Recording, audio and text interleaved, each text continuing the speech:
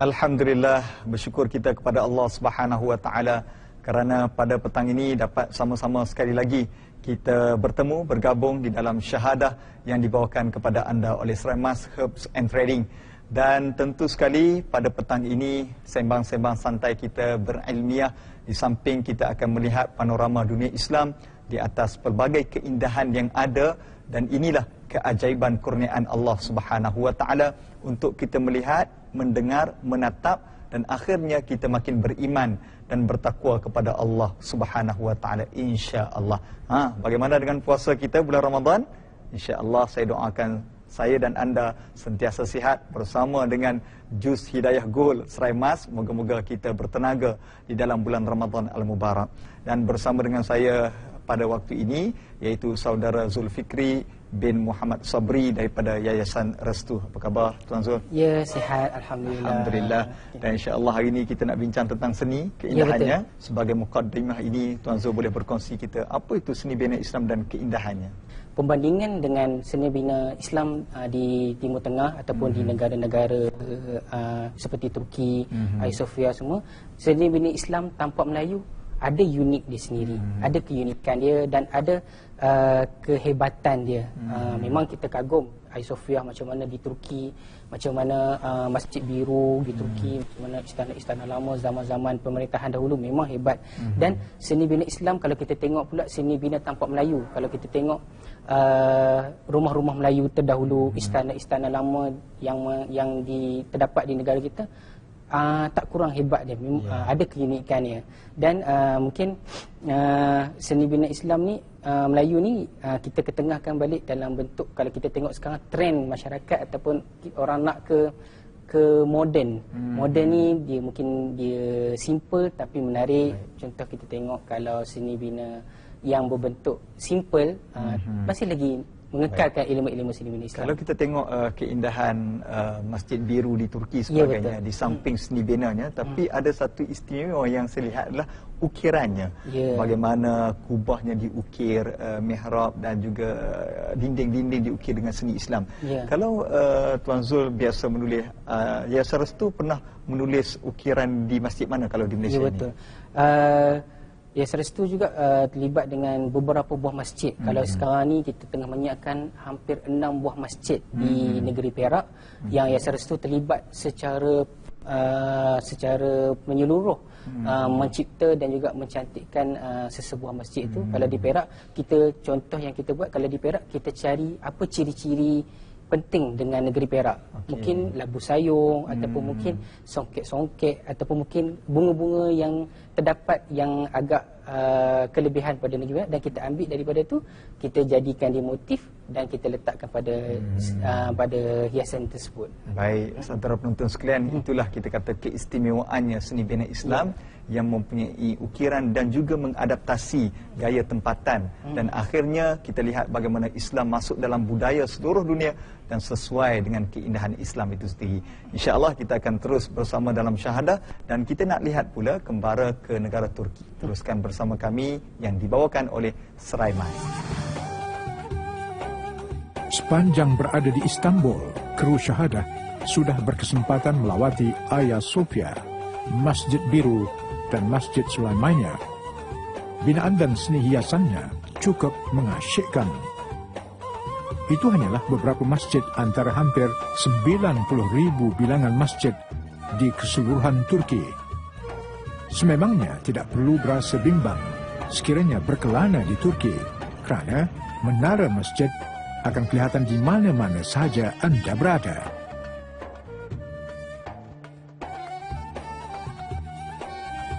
Namun tidak sah jika ke Turki sekiranya tidak menjejakkan kaki ke Masjid Eyüp Sultan. Siap dibina pada tahun 1458, masjid ini bercirikan seni bina Uthmaniyah, namun musnah dalam gempa bumi dalam abad ke-18 dan dibina semula menjelang tahun 1800. Tidak seperti Masjid Biru maupun Masjid Sulaimania, Masjid Eyüp Sultan dianggap tempat suci bagi muslimin dan muslimat, khususnya warga Turki.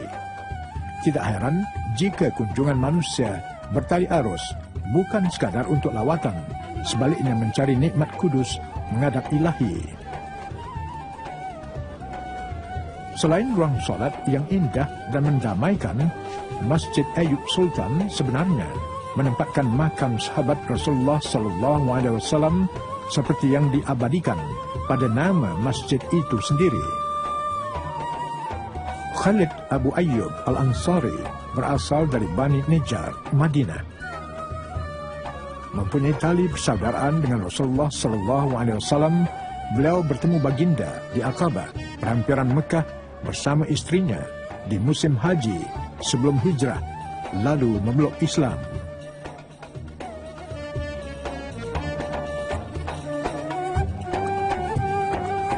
Pelbagai sirah indah sering dikisahkan dan dapat dibaca tentang perjuangan beliau menegakkan syiar Islam.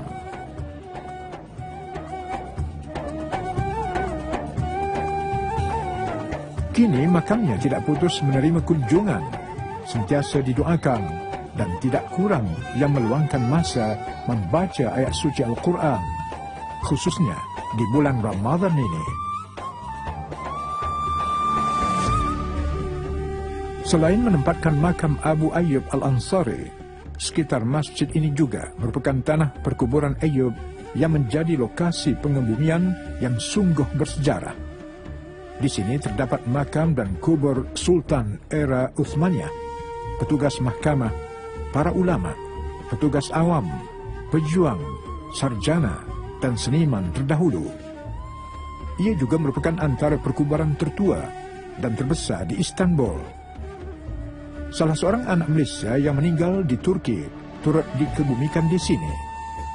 Insya Allah, kru Syahadah akan berkongsi kisahnya dalam episod yang lain. Aura keindahan, kesucian dan keagungan Islam terus bersemarak sepanjang masa di Masjid Ayub Sultan yang tersergam indah.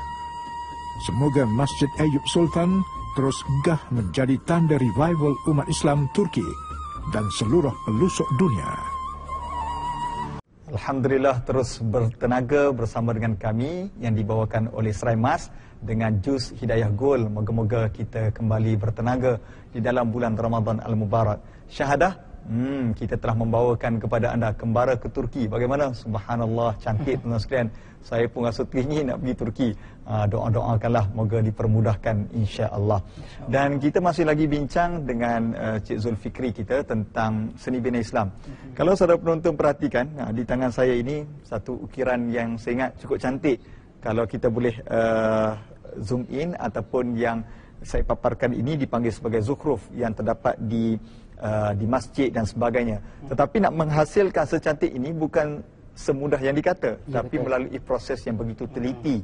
Dan insya-Allah kita akan kongsikan kepada anda. Kalau Cik Zul, ukiran begini, bagaimana proses permulaan menulisnya? Adakah terus begini ataupun ada motif-motif yang asas akhirnya menjadi seindah ini? Okey, sama juga macam seni khat sebelum ni, ada dia punya peringkat awal, peringkat lakaran, tapi untuk seni bina nak jadikan sesebuah hiasan yang cantik macam ni untuk dipamerkan ataupun dihias di masjid-masjid ataupun ia macam ni daripada sekuntum bunga saja. Daripada sekuntum bunga ni kita ambil dan kita lukis dia ulang-ulang. Dia akan jadi satu lakaran yang cantik dan kita cuba mainkan warna. Bila dah dapat warna yang sesuai, baru kita finalkan dia. Ini salah satu. Dan inilah diulang-ulang. Kalau Ustaz tengok di masjid tu, banyak tu benda, kadang-kadang benda yang sama saja. Dia diulang-ulang dan material tu tengok pelbagai material lah. Ada yang diukir menggunakan kayu, ada yang diukir di atas batu, ganik, di tile, macam-macam lagi. Berapa lama proses nak daripada motif asas kepada tona warna dan pergi kepada ukiran penuh? Satu-satu proses tu kepada tengok beberapa banyak yang dia punya motif yang nak dilahirkan. Kalau kata contohnya kita ambil satu daripada bunga raya. Kadang-kadang bunga raya tu kita boleh main-mainkan dia, olah-olahkan dia boleh sampai jadi 1000 motif daripada bunga raya saja. So perjalanan tu tengok kepada proses ataupun hiasan pada seni bina tersebut. Baik, kalau kita nak buat perbandingan sedikit, kalau kita lihat seni-seni ini, kadang-kadang kita lihat bahawa kecantikannya kerana faktor ayat Al-Quran yang ditulis, tetapi juga dikuatkan oleh motif-motif yang kita letak. Baik, ada tak apa ni yang tips-tips supaya kita, bagi orang jemaah masjid yang ada ataupun AJK yang sedang menonton kita ini, bagaimana nak mendapat secantik kalau di sebelah kanan saya ini, inilah keadaan kubahnya. Contoh satu kubah masjid. Jadi apa yang perlu pertama sekali? Adakah fikir kubahnya ataupun kelilingnya macam mana? Okey.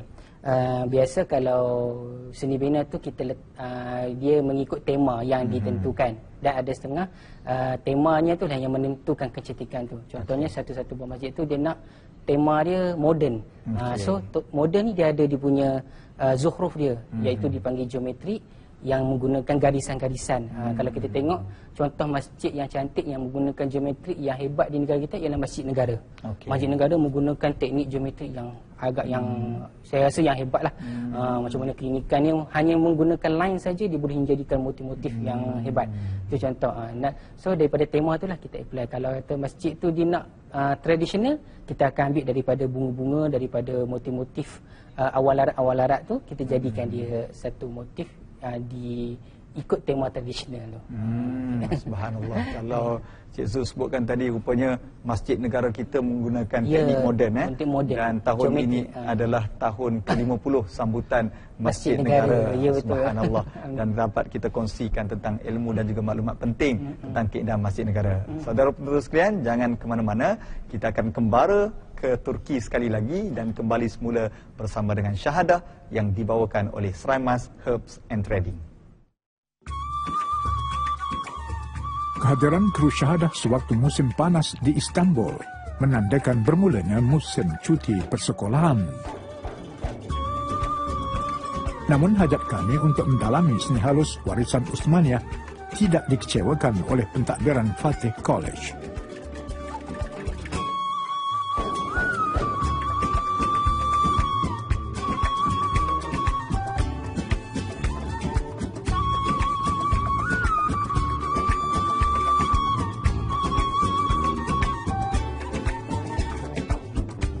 Kehadiran kami dinantikan oleh pengetua college, Mr. Hikmat Sahin, bersama-sama seorang guru, pelajar dan warisnya.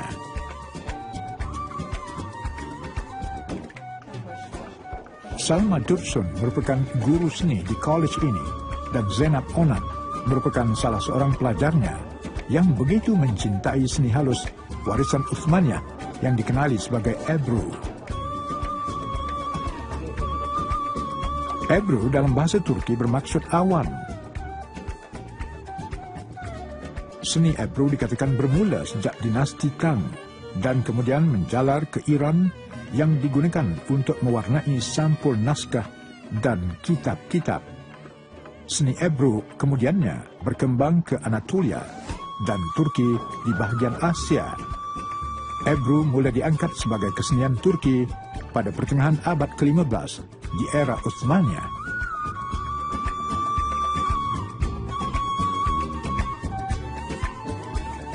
Teknik Ebru menggunakan cat organik yang tidak larut dalam air atau diperbuat daripada organ dalaman haiwan yang dititikkan ke permukaan air yang sudah dicampur sejenis getah. Ada juga yang menggunakan sejenis agar-agar sebagai ganti. Sememangnya kelihatan mudah untuk menghasilkan Ebru, namun memerlukan daya imajinasi tinggi untuk membentuk lakaran indah hanya melalui titisan cat.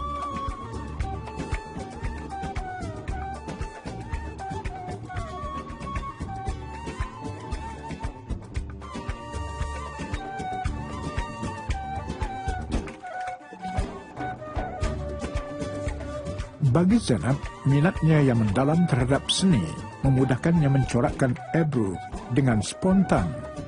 Antara lakaran yang diminatinya ialah motif bunga tulip yang cukup sinonim dengan negara Turki.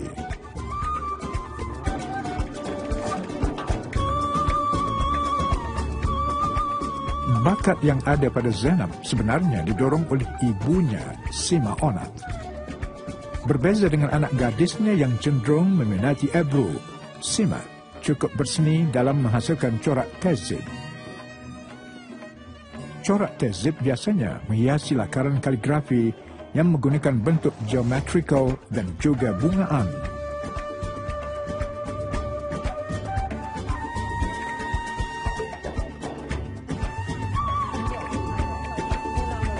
Di mana tumpahnya kuah kalau tidak ke nasi? Semoga usaha ibu dan anak ini mendalami dan mewarisi kesenian Islam yang halus, tradisi warisan Empire Uthmaniyah dapat dicontohi oleh pelbagai lapisan masyarakat, khususnya di Malaysia.